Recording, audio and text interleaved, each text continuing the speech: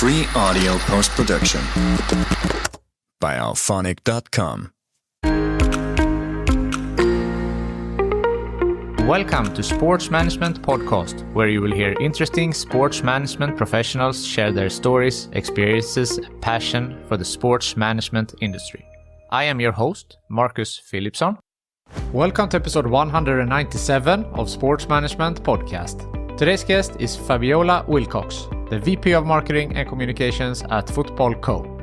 We spoke about Fabi's journey through sports, making a difference, getting more women in leadership roles, and much more. Fabiola Wilcox, welcome to Sports Management Podcast. Thank you for having me, Marcus. Thank you. It's great to have you on the show. You are the VP of Marketing and Communications at the Footballco. So can you tell us a little bit about the company and your role? Yes, of course. So Footballco, we are a global football media company operating, a portfolio of brands that really serve the full spectrum of football, from breaking news through the lens of our flagship brand called Go, to the more cultural storytelling through the lens of our brand called Mundial, which is quite well known, especially here in the UK, but also our women's football community brand called Indivisa. So we have a number of, brands in our portfolio, but all very much geared towards providing amazing content across many different languages and many different territories across the world. That's the best way to explain it. And my role as a VP of Marketing and Communications is to very much position us externally as the go-to brand to do business with, particularly when it comes to large-scale events like the World Cup and the Euros, for example, which is coming up. That's fantastic. And I mean, it's a great time. There's a lot of things happening on the football front, both on the men's and the women's side. So I guess that you have a lot on your plate with, upcoming big tournaments and World Cup and so forth. Oh, gosh, yes. So I think for Footballco, these next couple of years, both in terms of World Cup next year and then the Women's World Cup in Brazil in 2027 is an incredibly busy time for the brand. We have, a lot of interest coming in and a huge pipeline of work growing exponentially. But also imminently, actually, we've got the Women's Euros next month happening in Switzerland. We are just in the process, actually, of delivering this huge watch party for the Euros in partnership with Adidas, which is going to be happening at Hoxton Docks from the 9th to the 13th of July. So, match day screenings, workshops, talks, podcast recording, and a ton of Adidas experiences for fans to come in, enjoy, but also come together as a community as well. So we're incredibly excited about that, and everyone's invited to come and join. That's fantastic. So if we focus on the women's side, how do you see the women's football evolving and the future of that? Oh, wow, that's a big question. I personally see an incredibly bright future for the women's game. I think we are way past the point of proving, that there is an audience for it.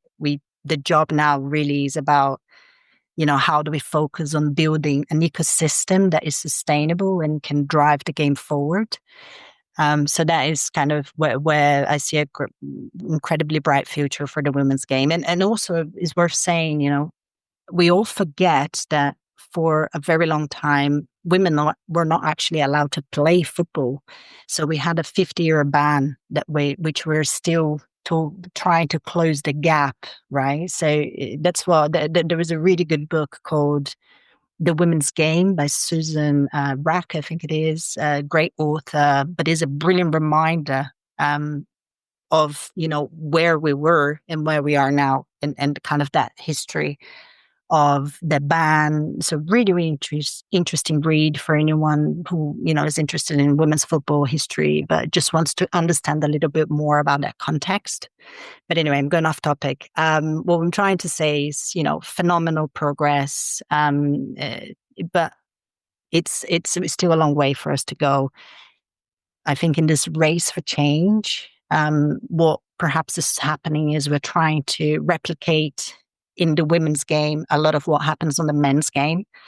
And as we talked about many, many times, this is a different product. And perhaps that copy and paste approach is stopping us in many ways from delivering a distinct product that has its own identity and that it needs to be brought to life and marketed in a completely different than what we have been doing for many years on the men's side. So, it's a really interesting space right now, and I love how things are going, and I think there is a massive opportunity for brands and sponsors and partners to be able to come in if they understand that celebrating that difference is where the really sweet spot for engaging football fans is. Definitely. And I mean, there is huge potential in the commercialization of the women's game. And when they have done studies, it shows that like the fans of women's sports and women's football are very, very genuine, and they're very willing to spend money on to support their team and to be engaged. So I think there is a huge potential, as you said, on if you look at it as its own product and not just doing a copy paste. Exactly. If we talk about on the leadership side, I mean, you're the VP of marketing, you have had, other director roles. So as a woman in the sports industry, which is mostly male dominated, how do you think that the sports industry can better support women to be able to get into leadership roles? Yeah, it's a very important point, and something that really needs addressing. I think, first and foremost, it's about getting more women into football. This year, we did an International Women's Day campaign, which was very much focused around making roles more visible for girls in your early education so that they are, let's say, exposed enough to a career in football to be able to choose a career in football later on. So we are doing these career workshops in partnership with Bloomsbury Football and our friends at Unilever, which we're incredibly excited about.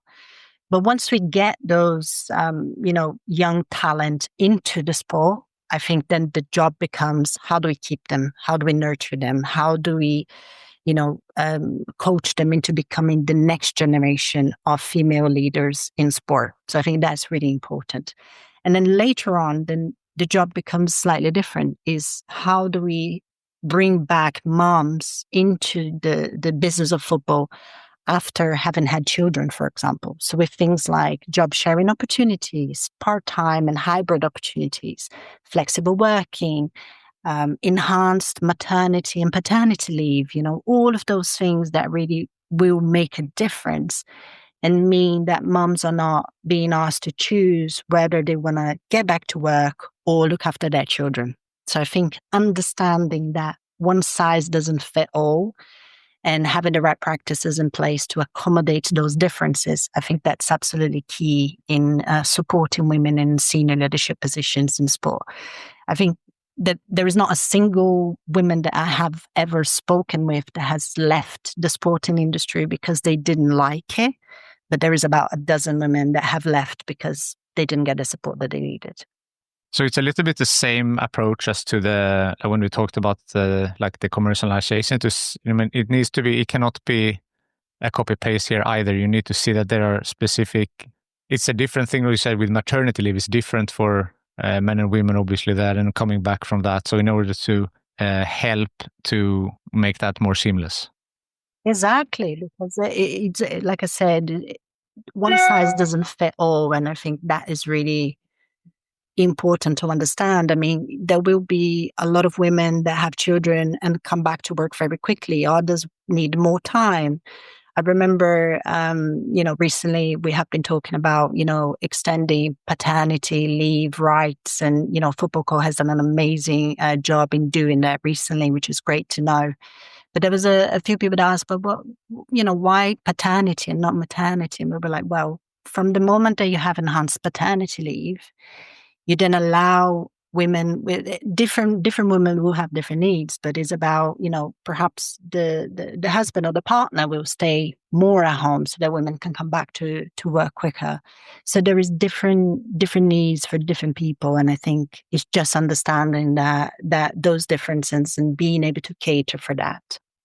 That's one challenge, of course, but what are some other challenges that you see that women are facing in the sports industry? I think access to being able to be sitting at the tables where decisions are being made.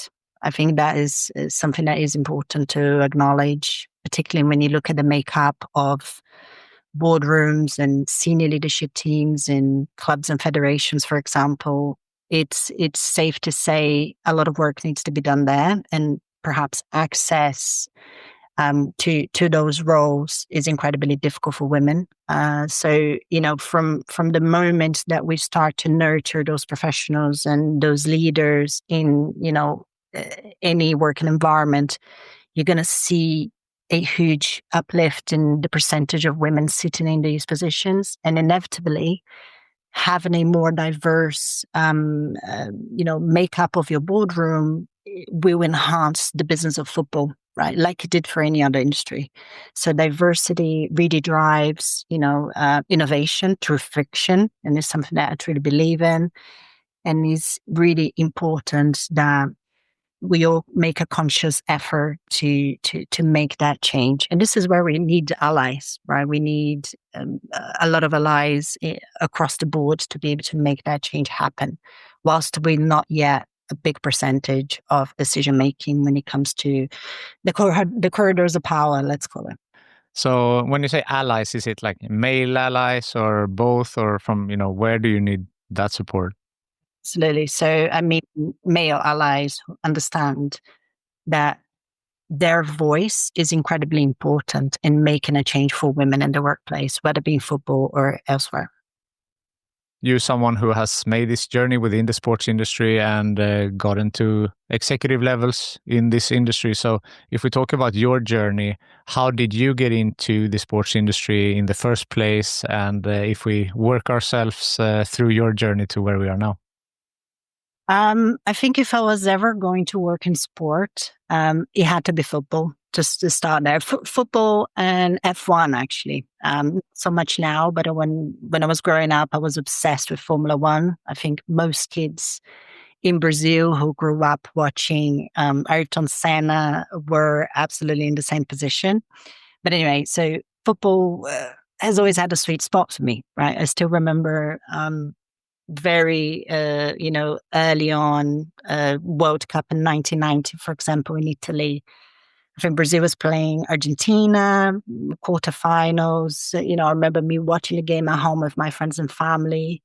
Brazil had so many chances to score in that game. It was incredibly exhilarating to watch. Maradona got tackled, someone got sent off. Anyway, Brazil ended up losing that game, unfortunately. And I remember going into my room at 10 years old and crying out of frustration. And I think I was totally gripped by the sport from then onwards. But actually, it wasn't until I worked for Barclays not long ago that the idea of working in sport started to properly form in my head. I think back then I got exposed to football by helping the bank to activate their Premier League sponsorship. And then I loved how we've made that pioneering decision to transition into women's football. And that was a big, big, big win for the team. That was a massive point of difference for the brand. And for me personally, it was just a brilliant experience to work in that environment and be part of that team. And I think after that, I knew that I wanted to work in sport. Yeah, because you have a diverse background. As you said, you worked for Barclays, but you also worked at BlackBerry. And so how do you think that these experiences from different fields is helping you now in your current job? Oh gosh, yeah, and it started way before that. Actually, if I look back at my time at university back in Brazil, I started doing an internship at the same time that I started my uni course. And I think I must have worked in every single department in that agency back in my hometown in Brazil, from accounts to client services to media, strategy planning. And it wasn't until I moved into the creative department that I kind of truly found my groove. But anyway, so when I moved here to the UK and me getting my job at BlackBerry, which at the time for me was my absolutely dream job. I think I remember getting my start kind of new joiner kit at the BlackBerry offices just before my first day in the office. Kind of, a little bag with a notebook, a bottle, the usual giveaways that you would expect in one of those bags. And then inside there was a brand book. And I remember coming home, sitting down, reading that brand book from cover to cover, which isn't something that you would expect anyone to do, to be that excited about reading a brand guideline. But anyway, for me at the time, it was this, amazing sentiment to be working for a global brand like BlackBerry. Remember, this was way before the big boom of the iPhone, right? No, it wasn't about. So everyone had a BlackBerry. Everyone was sending BBMs way, way before WhatsApp was even a thing. So I think that's where my love for great brands truly began. We had an awesome team, an awesome culture, and I think I'm forever grateful for my old boss, Taranji Delizio, actually, who took the chance on me and gave me a break in the industry. And I think I never looked back since. That's fantastic. So yeah, because BlackBerry was like the first smartphone, right? Yeah, exactly. It's the first smartphone in the world, and it's really interesting because I remember we had a town hall back then. It was just before the iPhone was launching. And, if you remember, the big thing about the BlackBerry was the keyboard, right? That's what enabled you to send emails. And that was the big thing, was big point of difference was the keyboard. And I remember we had this big town hall when then someone asked, someone from the senior leadership team at the time, if they were not concerned about the launch of the iPhone. And their response stuck with me because they said, no, we're not concerned because they don't have a keyboard. That was a really interesting point. And I always remember that and, always made sure that you're not missing the point of what's about to happen in front of you, right? So yeah, that was an interesting time at BlackBerry. Yeah, the famous last words. Famous last words. And It's like when the internet was coming about, it was the same thing some people said, or like with a home computer, that you don't need it. And it's not easy to predict the future, but it's funny looking back when you have the answers to see how some people saw it at that point. yes, exactly. There's actually a really interesting film about BlackBerry. I think it's on Amazon Prime or something like that. I think it's called Research in Motion, or, have a look. It's called the BlackBerry film. And it really is a great portrait of what happened in that company right at the time when I was there. So yeah, it's a great watch. So you said that you knew you wanted to work in sports at your time at Barclays, and that was maybe somewhere in the 2018, 2022 timeframe somewhere. But you studied marketing and advertisement. So the brand part, is that always something that you wanted to, you knew that you wanted to work within branding and advertising and marketing? I think I stumbled across, like I said, back home in Brazil, my niche and what I thought I was going to be doing for the rest of my career was copywriting. That was what I was really into. When I finished uni, I started to look for jobs in the big advertising agencies, which at the time were very much concentrated in Rio and Sao Paulo. And I remember I was getting lots of attention and, lots of interest on my CV. But because those agencies had a lot of international clients, they really needed someone that was speaking English fluently, right? And even though similar to you guys here in Europe, right, you learn languages in school, but by no means I would call myself fluent at that time. And I think I was stumbling on that specifically. And a friend of mine was moving to the UK, and she just convinced me to come and do a gap year in the UK. And that is how I ended up coming here and never turning back. So back to your point, the way that I stumbled across branding was because the thing that I thought I was going to be doing for the rest of my life, which was copywriting, was not possible for me at the time, because obviously I needed to be speaking much, much better English to be able to be copywriting in English. So if I couldn't go for the words, I ended up going for the visuals. And I think that's where I stumbled across branding, especially when it comes to visual identity, which is really where it all started back at BlackBerry. And then things just evolved from there. Interesting. So, I mean, yeah, languages are an asset, and obviously now you sound like a Brit to me, at least. Thank you. That's a very good compliment. I think I read somewhere that you speak English and Italian, but I guess also maybe Portuguese as well, I suppose, or? Yeah, exactly. So I dabbled in across many languages, but obviously Portuguese and English are my core. And, I would like to think I speak a little bit of Spanish and Italian as well. Ah, nice. So is that something that helps you now in your role, since, the football industry is an international one? Yeah, absolutely. It's great to have that foundation. I think once you speak one language, it's easier to learn and try your luck with others. Particularly Spanish, Portuguese, and Italian is really close as kind of languages go.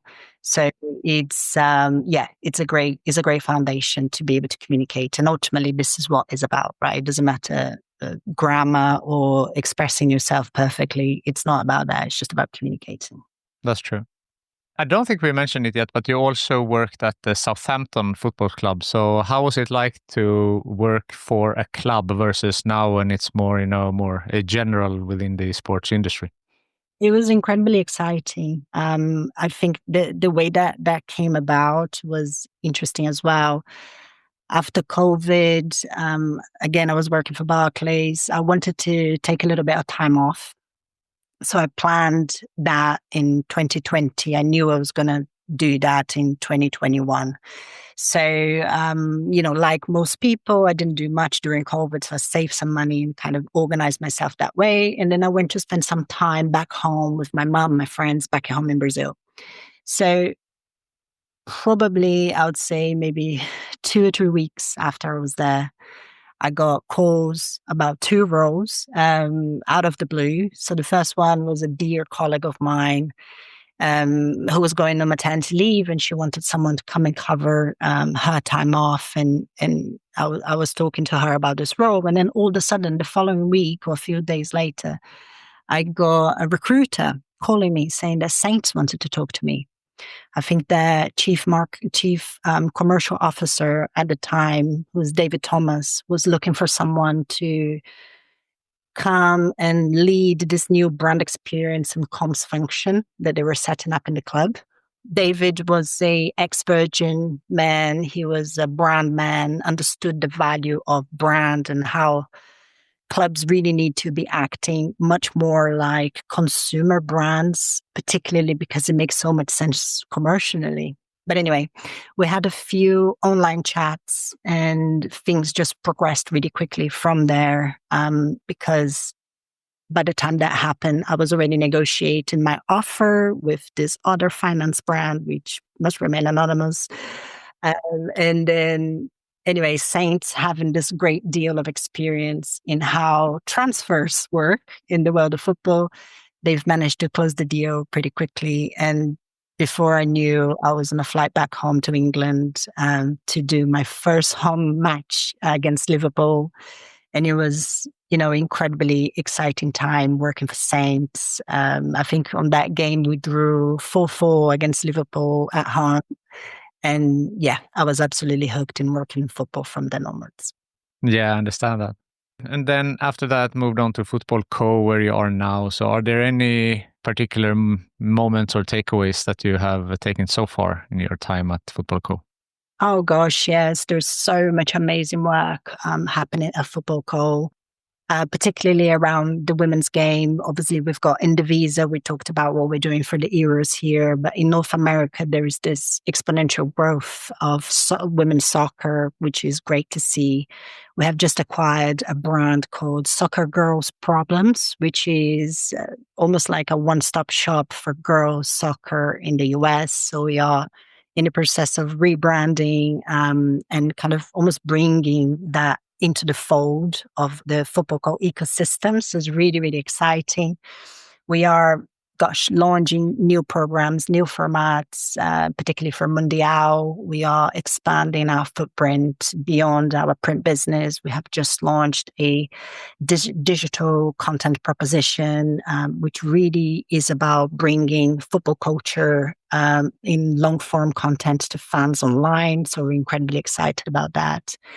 We are launching and leaning into video content for Mundial as well, launching a few different formats, which should be live on our channels very, very soon.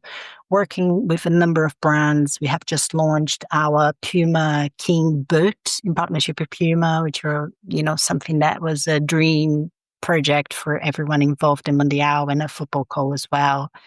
Gosh, there is a lot happening in the organization, and I'm incredibly proud and really happy to be working for a forward-thinking brand who understands communities, understands differences, and really knows how to create content at scale for football fans worldwide. It's an absolute pleasure to be working for the brand, and I'm really happy here.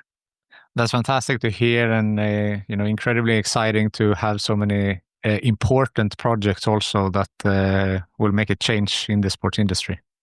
Indeed, I think that's where I feel like I'm making a difference. So it's really good to be able to come to work every day and feel like, you are, of course, earning your bread and butter, but also leaving things in a much better state than where you found them. So I think that is also really working through that lens of that purpose is really important for me as a professional as well. Has that always been like the purpose? Has that always been something that is strong for you to work towards that? I think not in the early days. I think in the early days of my career, the challenges were different. If I think back on my time when I was, in my early 20s, let's say, I think that the challenge was very much focus. There were so many, like I said, there were so many things pulling me in different directions that the keeping focused on what I wanted to do was different. I mean, I got offered a job in politics. I got offered a job in business development. My dad wanted me to stop uni altogether to come and work on a family business. Anyway, so I had a lot of distractions happening. But after then moving here to the UK, I think everything changed, and the kind of the focus really became, how do I establish myself as a professional? How do I start to make a difference? But I think these last few years working in sport is where I truly found my motto. Let's say I found my groove, and I think supporting female leaders in sport, championing diversity, championing equality. This just gives me great pride in and something that I absolutely feel like I have and can make a huge difference for other people working with me. So, yeah. Yeah, definitely. And a great role model, and women in the industry, can look up to your great work and hopefully, get inspired and continue on a similar path within this industry. Yeah, I hope so. And that's exactly what's needed, right? We need a lot more, female leaders, a lot more visibility. We need to, that's the only way for us to be able to make a huge difference. We need to support each other and kind of lift each other up as we go. So that is a big part of my life now. So you mentioned some challenges there, but has there been any bumps on the road in your career? And if so, how did you overcome them? Oh gosh, there's been many, many, many different bumps on the road for sure. Well, we talked about a few there already, but I think the way to overcome them has always been the same for me. Focus, like we talked about, resilience, And just this desire to really, leave things better than what I found them. I'm a big believer in plan A and having a plan B and having a plan C. And just, always hoping for the best, but preparing for the worst. So that's the kind of person that I am on my professional life, but also my personal life. But in regards to, overcoming any challenges that have come my way, it's always been about that, and also never compromising on my personal values, my morals.